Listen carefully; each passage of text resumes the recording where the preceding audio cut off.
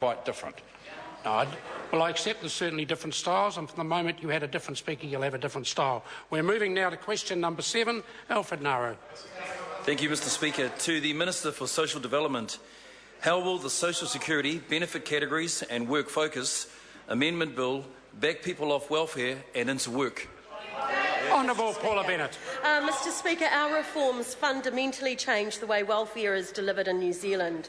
We're modernising the welfare system, making it an active rather than a passive system through the investment approach. This legislation simplifies the welfare system, places a greater focus on work and ensures expectations and obligations are balanced with incentives and support.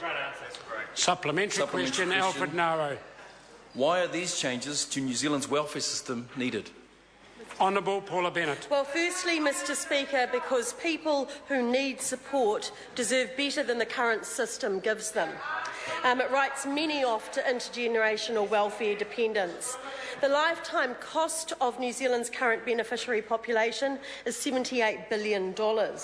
This government spends more than $7 billion on benefits a year. That's more than $20 million each day. But, Mr Speaker, we say we're going to spend more on support, more on the wraparounds that are needed for these people, and more focus on helping them get ready for work. Supplementary question, Jacinda Ardern. Thank you, Mr Speaker. What will the Social Security Amendment Bill specifically do for the young university graduate who is on an unemployment benefit, despite having applied for 70 jobs since last year, other than change the name of the benefit she receives? Honourable Paula Bennett.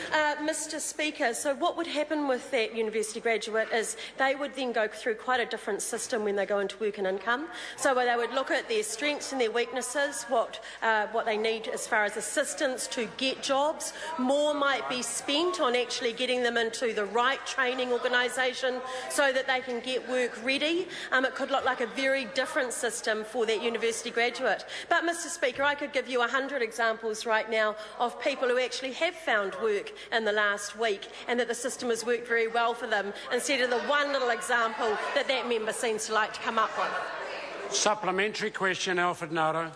Thank you, Mr Speaker. How do these changes ensure a fairer welfare system balancing obligations and incentives? Speaker, Honourable Paula Bennett. We are requiring job seekers to be drug-free, ready and work available. We're stopping benefits for those on the run from the police who have an outstanding warrant for arrest, and we've introduced new social obligations to ensure the health and education needs of children of beneficiaries are met so they get the best possible start in life. Supplementary question, Jacinda Ardern. Supplementary to the Minister. Should a sole parent be able to study to become a nurse or a social worker while on the DPB, or her new categories of sole parent support or job seeker? If not, why not? Honourable Paula Bennett. Mr Speaker, it will depend on how that fits with their work test obligations. So that will depend on the age of the youngest child. So if they're aged under 5 years old, there'll be absolutely no trouble in them studying full-time.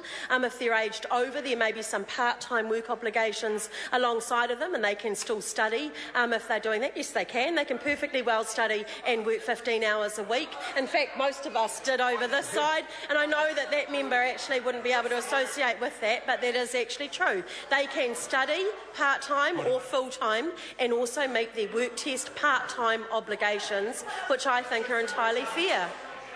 Do some work, Question number 8, Grant Robertson. Thank you very much, Mr Speaker. My question is to the Prime Minister. Does he stand